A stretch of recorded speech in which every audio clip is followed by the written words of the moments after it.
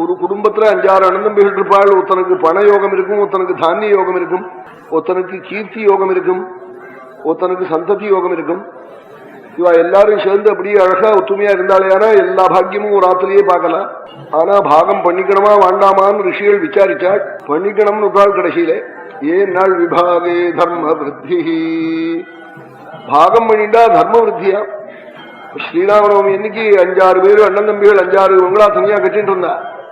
ஆறாத்துலயும் பானகம் கரைச்சி நீர்மோர் கரைச்சி சுண்டல் பண்ணி நைவேதனம் பண்ணுவாள். எல்லாரும் ஒரே ஆத்துல இருந்தா அவ ஒரு ஆத்துலாம் நடக்கும். 6 தேங்காய் உடைப்பாளா? உடைக்க மாட்டாள்.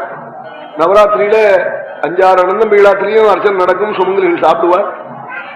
பிதற்கெல்லாம் சந்தோஷப்படுவாளா. ரிஷிகள்லாம் தீர்மானம் பண்ணி பாகம் பண்ணிக்கணும். அதை சண்டை பூசல் இல்லாம பண்ணிக்கணும், ஒத்துமையோட அன்போட பண்ணிக்கணும்னு சொல்லி சொன்னாள். அதுதான் அழகு என்று சொன்னாள்.